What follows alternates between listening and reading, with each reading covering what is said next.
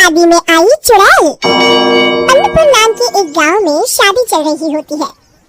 वाह, मजा आ गया फूफा जी। शादी में क्या खाना बना है, बाराती तो उंगलियां चाटते रह जाएंगे। हाँ, तुमने सही कहा, पनीर की सब्जी का तो कोई जवाब ही नहीं। दूसरी तरफ पंडित जी फेरों की तैयारी कर रहे, वहाँ एक चुड़ैल आ जाती है।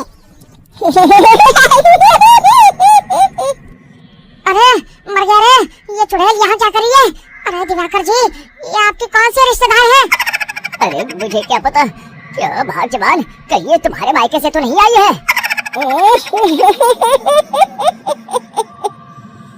बारात लाने की हिम्मत कैसे हुई? मेरे रहते इस गांव में किसी की शादी नहीं हो सकती। अब तुम लोग देखो मैं क्या करती हूँ। अरे मर गया रे, मैंने सुना है ये जबान की पक्की है। भागो रे भागो, वरना ये चुड़ैल किसी को नहीं छोड़ेगी। हाँ, तुम सही कहते हो मोहन भाई, यहाँ से भाग लेने में ही हम सबकी भलाई है। देखते ही देखते शादी के मंडप में भगदड़ मच जाती है और चुड़ैल सब कुछ उजाड़ कर रख देती है। फिर एक दिन मोहन की शादी तय हो जाती है। अरे भाई, अगले हफ्ते मेरी शादी तय हो गई है, लेकिन इस चुड़ैल की दहशत के मारे तो मेरे हाथ पैर कांप रहे हैं।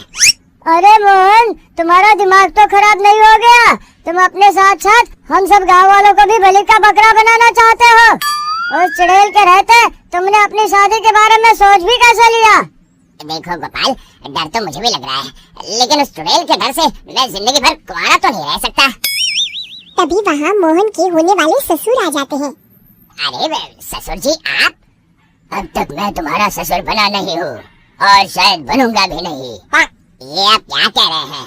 मैंने तो शादी का कोड भी सिलवा लिया है। मैं अपनी बेटी की शादी किसी अच्छे गांव में कराना चाहता हूँ। तुम्हारा गांव तो भूतिया गांव है। मैं तो क्या, अब तो कोई भी अपनी लड़की इस गांव वालों को नहीं देगा। इस तरह चुड़ैल के डर से उस गांव में किसी की भी शादी नहीं हो पाती।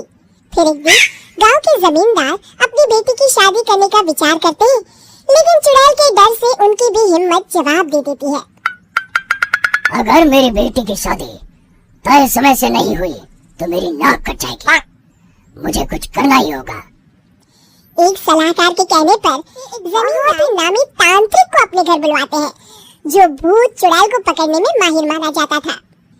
जमींदार साहब, आप चिंता मत करिए। इस गांव की सीमा में प्रवेश करते ही मुझे उस चुड़ैल के बारे में सब पता चल गया था। आप उसे जल्दी से जल्दी कैद कर लीजिए ताकि मैं अपनी बेटी की शादी कर सकूं। जब वो चुड़ैल एक इंसान थी, तब ठीक उसकी शादी करने वाले दिन ही उसकी और उसके होने वाले पति की एक दुर्घटना में मौत हो गई थी।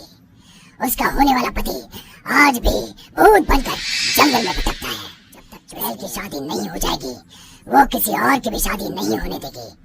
ये आप क्या कह रहे हैं? अगर वो भूत भी हमारे गांव में आ गया तब हमारा क्या होगा? ये आदमी बीच में बहुत बोलता है, इसे बाहर निकालो।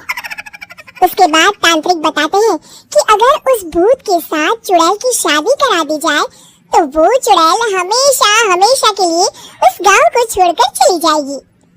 जमींदार साहब, आप अपनी बेटी की शादी की तैयारी में कुछ गांव वालों को अपने साथ लेकर उस भूत को ढूंढने जंगल की ओर जाता हूँ।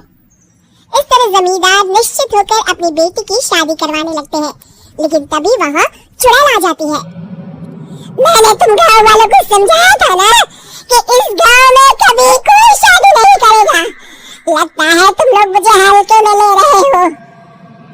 चुड़ैल जमींदार की बेटी को उठा लेती है। अब देखती हूँ बिना दुल्हन के तुम लोग शादी कैसे करोगे। मैं इसे अपने साथ ले जा रही हूँ।